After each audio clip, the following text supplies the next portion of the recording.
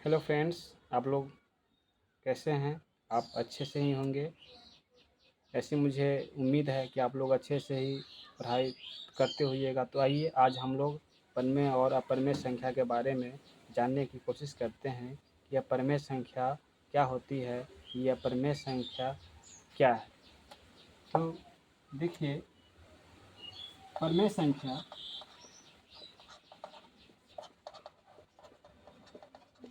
परिमेय संख्या इसे हम रेशनल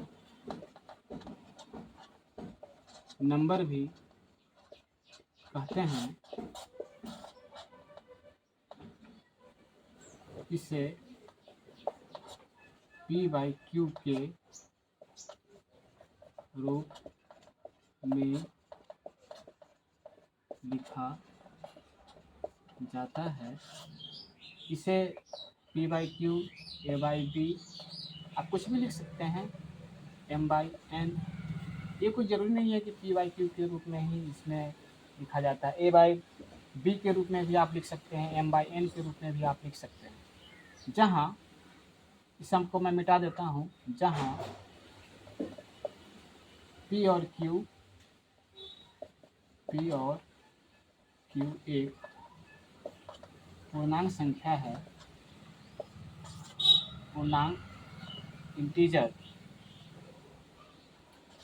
पूर्णांक संख्या है। देखिए, पूर्णांक संख्या उसे कहते हैं जहाँ जो जीरो, जिसमें जीरो हो, वन हो, टू हो, थ्री हो, फोर हो। यह -1, -2, -3। आप आगे भी बढ़ा सकते हैं, 6, 7, 10, 8, 11, 12, 100। इधर भी बढ़ा सकते हैं, 10, 15, 16, 17। बीच में जीरो हो जाता है तो हम इसे कहते हैं पूर्णांक संख्या। इसका नाम है क्या? पूर्णांक संख्या। इसी पूर्णांक संख्या को हम यहाँ लिखते हैं। तो देखिए, इसे हम प्राकृत संख्या क्यों नहीं बोलते हैं? क्योंकि प्राकृत संख्या जो होती है, 2/3, ये क्या है? प्राकृत संख्या। तो यहाँ पर प्राकृत संख्या न लिखकर एक पूर्णांक संख्या लिखी गई है, क्योंकि यहाँ पर पूर्णांक हमेशा रहती है। क्योंकि -2/3 ये क्या है? पूर्णांक है। तो ये कुछ ज़रूरी नहीं है कि यहाँ पर हमेशा प्राकृत संख्या ही रहे। प्राकृत संख्या किसे कहते हैं? 1, 2, 3, 4, 5, 6, 1, 2, 3, 4, 5, 6 ऐसा। इसमें माइनस ना हो, इसमें जीरो ना आए, उसे कहते हैं प्राकृत संख्या। तो यहाँ पर हमने p और q एक पूर्णांक संख्या ही क्यों लिखा? क्योंकि यहाँ पर -2 क्या है? ये पूर्णांक संख्या है। अभी ना समझाए थे, 0, 1, 2, 3, -1, -2, -3। देखिए, ये पूर्णांक संख्या है। फिर इसमें 2, ये क्या है? पूर्णांक संख्या में प्राकृत संख्या भी होती है। तो ये 2 हो गया इसमें प्राकृत संख्या। तो हमें प्राकृत संख्या लिखना यहाँ पर उचित नहीं होगा। यहाँ हमें लिखना होगा पूर्णांक संख्या। यहाँ पर पूर्णांक संख्या हमें लिखनी होगी, क्योंकि इसमें पूर्णांक संख्या में ही प्राकृत संख्या आ जाते हैं। पूर्णांक संख्या में ही प्राकृत संख्या आ जाते हैं। उसके बाद पूर्ण संख्याएं आ जाती है, सम संख्याएं आ जाती है, विषम संख्याएं आ जाती है, भाज्य संख्याएं आ जाती है, अभाज्य संख्याएं आ जाती है। इसमें पूर्णांक संख्या में, इसलिए यहाँ पर p और q एक पूर्णांक संख्या हमें लिखनी होती है। इसके बाद हम लोग इसके बारे में समझ गए कि यहाँ पर -2 है, ये क्या है? ये पूर्णांक संख्या है। ये पूर्णांक संख्या है। जैसे हमेशा, जैसे 2/3, 5/6, 7/8, ये सभी तो प्राकृत संख्या है। लेकिन कभी कभी यदि ऐसा लिख देगा तो इसे हम क्या बोलेंगे? प्राकृत संख्या न बोलकर इसे हमें पूर्णांक संख्या कहनी होगी। कहने का अर्थ हुआ कि पूर्णांक संख्या में सारी संख्याएं लगभग उसमें आ ही जाती है, इसलिए पूर्णांक संख्या इसे हम कहते हैं। तो यहाँ पर p और q एक पूर्णांक संख्या है, हमें लिखनी होगी। जहाँ q 0 के बराबर नहीं है। जहाँ q क्या है? ये जो q है 0 के बराबर नहीं है। देखिए, कुछ भी आप लिखते हैं, कुछ भी, ये सभी क्या है? 0 के बराबर नहीं हो सकते हैं q। यदि हम इसे 1/0 लिख देंगे तो ये परिमेय संख्या नहीं होगी, क्योंकि यहाँ पर 0 है। फिर ये 2/0 लिख देंगे तो ये भी परिमेय संख्या नहीं होगी, क्योंकि यहाँ पर 0 है। 0 इसका जो डिनोमिनेटर है अर्थात हर है, यह 0 नहीं होना चाहिए। तो ये सभी क्या है, ये परिमेय संख्या नहीं है। ये जो दोनों हैं ये परिमेय संख्या नहीं है। तो अब देखिए, तो अभी हम लोगों ने सीखा कि परिमेय संख्या उसे कहते हैं जैसे p/q के रूप में या m/n के रूप में कुछ भी ले सकते हैं, l/m भी ले सकते हैं, c/d भी आप ले सकते हैं। लेने के लिए कुछ भी यहाँ पर आप ले सकते हैं, लेकिन जो विशेषता जो शुरू से ही हम लोग मानते आए हैं, हमारे जो पूर्वज है उसे मानते आए हैं p/q, a/b, m/n, तो हमें भी इसे मानना ही होगा तो अच्छा रहेगा। p/q के रूप में लिखा जा सकता है, जहाँ p और q एक पूर्णांक संख्याएं हैं, जहाँ q 0 के बराबर नहीं हो सकता। पूर्णांक संख्या क्यों लिखे, क्योंकि पूर्णांक संख्या में प्राकृत संख्या भी आ जाती है, फिर विषम संख्या भी आ जाती है पूर्णांक संख्या में ही, उसके बाद सम संख्याएं भी आ जाती हैं, देखिए है ना, सम संख्या भी है ये, तो सभी संख्या इसमें आ जाती है लगभग, तो इसे हम पूर्णांक संख्या के रूप में यहाँ पर हमें लिखना पड़ता है, और जहाँ q 0 के बराबर नहीं होना चाहिए। जैसे में ये सब है, और भी है दशमलव, ये तो पहला स्टेप है। फिर दूसरा स्टेप में है दशमलव में जैसे कि एक तो ये अनुपात में रहे जो 0 के बराबर ना हो, जैसे दशमलव 5/2 लेते हैं, तो ये भी तो क्या है, ये परिमेय संख्या है। तो 5 में यदि 2 से डिवीजन करते हैं तो 2 2 4, 1 2 5 10, तो ये कट गया, इसका मतलब ये शांत दशमलव में है, इसे बोलते हैं शांत दशमलव। शांत टर्मिनेट, ये टर्मिनेट हो चुका है, मतलब शांत हो चुका है, इसके बाद अब ये नहीं कटेगा, इसके बाद और डेसिमल उसमें नहीं आएंगे। तो ये हो गए दशमलव के शांत। अब हम दूसरा एग्जाम्पल लेते हैं 7/6, 6 से 7 में लगाते हैं तो कितना हो जाता है, 6 1 6 1, 6 1 6, और कुछ ऊपर मैं लिखता हूँ, इसमें मिटा देता हूँ। जैसे 7/6 हमने लिया, तो 6 से 7 में लगा इसका डिवीजन करते हैं, भाग करते हैं, तो 6 1 6 1 दशमलव 6 1 6 4 6 36 4, उसके बाद 6 36 4। इस प्रकार से हम देखते हैं कि यहाँ पर इसका रिपीटेशन हो रहा है, ये बार बार इसका रिपीटेशन हो रहा है। इसका मतलब यह क्या है, ये 7/6 ये क्या हुआ, परिमेय संख्या। ये सभी क्या है, ये परिमेय संख्या। परिमेय संख्या एक तो अनुपात में आता है p/q के रूप में, और जो q 0 के बराबर ना हो, तो p जो q है 0 के बराबर नहीं। दशमलव में क्या होता है 5/2, 2.5 यह परिमेय संख्या है, 2.5 यह परिमेय संख्या, क्योंकि यह शांत हो चुका है, यह शांत हो चुका है 2.5 के रूप में। अब इसके बाद इसका फिर से भाग नहीं लगेगा। शांत का अर्थ होता है जैसे 2 में यदि हम लगाते हैं भाग 2 2 4, 1 2 5 10, शांत हो चुका है ना, 0 हो चुका है दशमलव। अब इसके बाद भाग नहीं लगेगा, अब यह दशमलव के एक अंक तक ये स्टॉप हो जाएगा। उसके बाद 6 से 7 में लगाए हैं, तो देखिए 1 6 6 6 6 6 6, ये टर्मिनेट ना होकर ये रिपीटिंग हो रहा है, यह रिपीटिंग हो रहा है, नन टर्मिनेटिंग में ये रिपीटिंग हो रहा है, ये शांत नहीं है। ये इसका जो है डेसिमल, ये शांत नहीं हुआ है, देखिए ये हमेशा शेष ये चल ही रहा है, और ये शेष जो है ये अनगिनत तक ये चलते रहेंगे। तो इस प्रकार से हम देखते हैं, इसको हम 1.1666 यहाँ पर 1.16 का पावर रेकरिंग ऐसे इसमें दे दिया जाता है, ठीक है। उसके बाद इसका अर्थ होता है कि 6 का रिपीटेशन हमेशा इसमें हो रहा है। अब देखिए ये दशमलव का हुआ, उसके बाद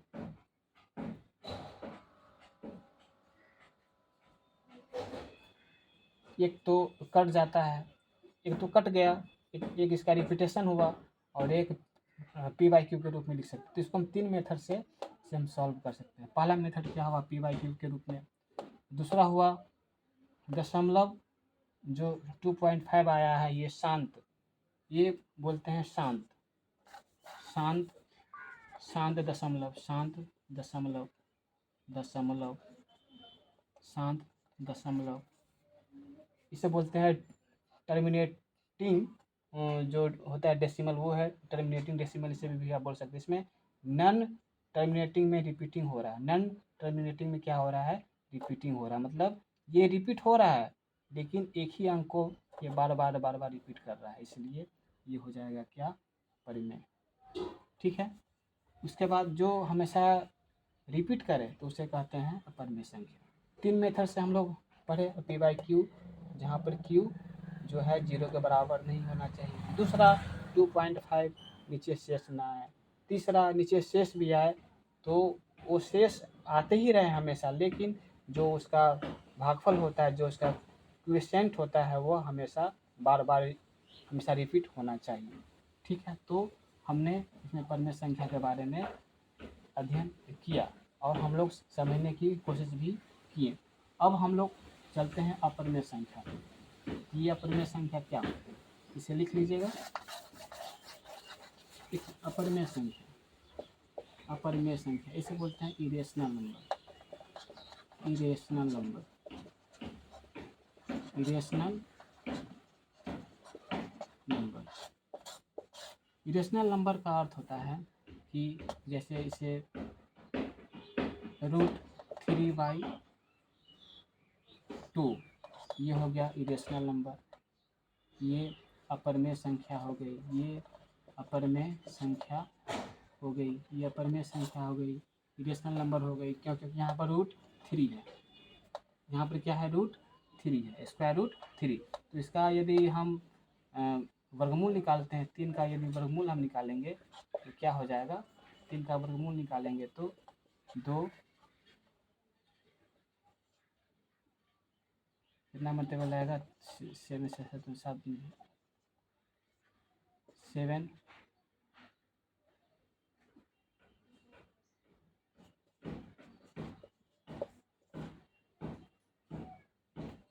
10, 9,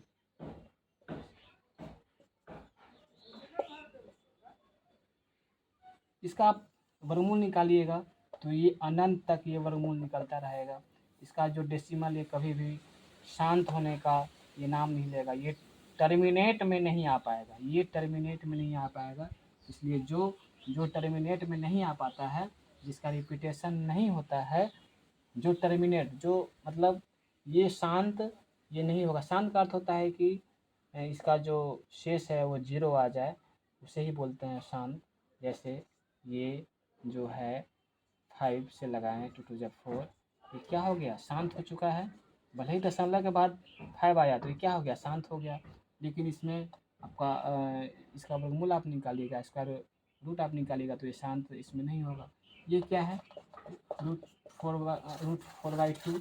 देखिए इसका वर्गमूल यदि निकालेंगे तो क्या हो जाएगा, इसका वर्गमूल निकालने पर ये √4 का वर्गमूल 2 हो जाएगा /2, इसे कट गया तो ये क्या हो गया, ये 1 हो गया। और 1/1 जो p/q के रूप में आप लिख सकते हैं, जहाँ q क्या है, 0 के बराबर नहीं है।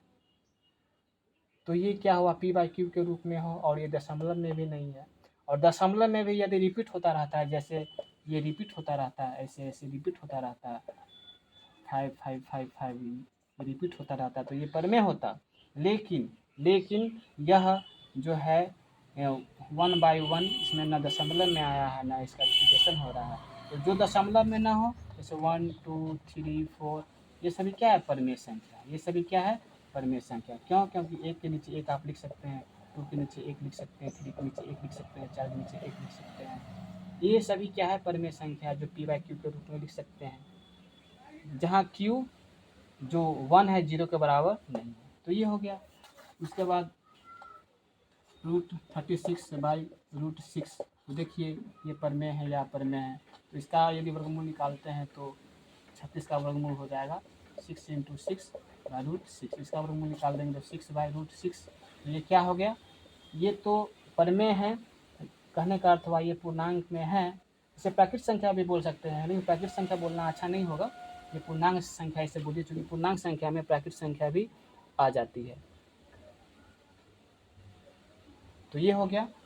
अब देखिए उसके बाद 6 रूट 6 हो गया। तो ये क्या हो गया, अपरिमेय संख्या ये है और ये परिमेय संख्या है। तो जैसे ही अपरिमेय संख्या और परिमेय संख्या तो होती है, यदि परिमेय संख्या में अपरिमेय संख्या आ जाती है तो उसे भी ये क्या कर देता है, अपरिमेय संख्या बना देती है, इसे भी यह अपरिमेय संख्या बना देती है। अब देखिए रूट 8/√2, इसे यदि हम फैक्टराइज करेंगे, तोड़ेंगे, 2 दूना 4 दूना 8 से तोड़ेंगे, इसका वर्गमूल निकालेंगे, इसका अर्थ होता है कि ये वर्गमूल बाहर आ जाता है 2 और ये अंदर रह जाता है, तो इससे ये कट जाएगा तो क्या बचेगा 2। तो ये क्या हो गया, ये अपरिमेय संख्या हो गई। अपरिमेय संख्या हो गई क्यों, क्योंकि हम अभी बोले हैं जो प्रकृत संख्या होती है जिसमें कोई दशमलव नहीं हो, वो होता है, वो संख्या होती है अपरिमेय संख्या। यदि दशमलव आ भी जाए तो उसमें शेष 0 नहीं होना चाहिए। यदि शेष कुछ है भी तो उसका जो भागफल है वह हमेशा उसका जो भागफल होता है तो दशमलव के बाद जो संख्या होती है उसमें हमेशा रिपीट होना चाहिए। कुछ भी जैसे 2 3 2 3 ऐसे इसका रिपीट होना चाहिए। यदि ऐसे हो जाता है 2 3 4 1 6 4 3, ये क्या है, देखिए यह इसमें रिपीटेशन इसमें नहीं ना हो रहा है, तो ये क्या हो जाएगा, ये अपरिमेय संख्या हो जाएगी, यह अपरिमेय संख्या हो जाएगी।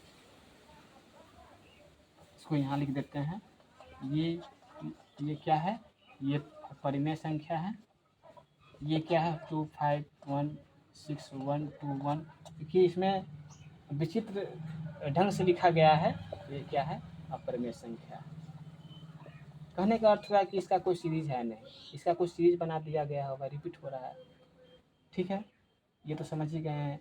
ये जो है सॉरी, ये परिमेय संख्या होगी, ये परिमेय संख्या होगी। चूँकि 2 आया, 2 से इससे क्रॉस हो गया तो ये 2 हो जाएगी क्या, परिमेय संख्या। ये क्या हो जाएगी, अपरिमेय संख्या। ये 1/1 ये क्या हो जाएगी, ये परिमेय संख्या हो जाएगी। सिंगल अंक है तो वो हो जाती है परिमेय संख्या। ठीक है, तो आज हम लोग परिमेय संख्या और अपरिमेय संख्या के बारे में विस्तार से जाने।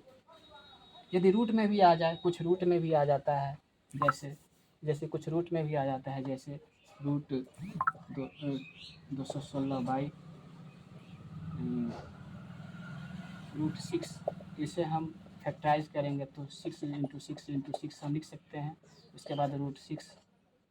अब देखिए उसके बाद इसमें से ये स्क्वायर रूट जो रूट कहता है कि 2 में से एक बाहर आ जाता है इतना, √6/√6, इससे क्रॉस हो गया तो ये 6 क्या होगा, ये परिमेय संख्या हो गई। ये कौन सी संख्या हो गई, ये परिमेय संख्या हो गई, या रेशनल नंबर हो गई, ये परिमेय संख्या हो गई। तो स्क्वायर रूट रहे या कुछ भी रहे तो पहले इसे हम स्क्वायर रूट को तोड़ते हैं, क्या होता है, उसके बाद इसमें हम लोग निष्कर्ष निकालते हैं। स्क्वायर रूट भी रहे या क्यूब रूट में भी रहे, जैसे क्यूब रूट 216/6, इसमें क्या हो जाएगा, इसको हम 6/6 लिख सकते हैं। ठीक, यहाँ पर 6 हो जाएगा। तो इसमें से ये क्यूब कहता है कि 3 में से एक हमें बाहर निकाल दो, इसमें से बाहर निकाल देंगे 3, तो क्या हो जाए, 3 में से एक बाहर आ जाएगा तो इसमें हो जाएगा 6/6 1। तो ये क्या हो गई, परिमेय संख्या। ये कौन सी संख्या हो गई, ये परिमेय संख्या, रेशनल नंबर ये हो गई, परिमेय संख्या हो गई।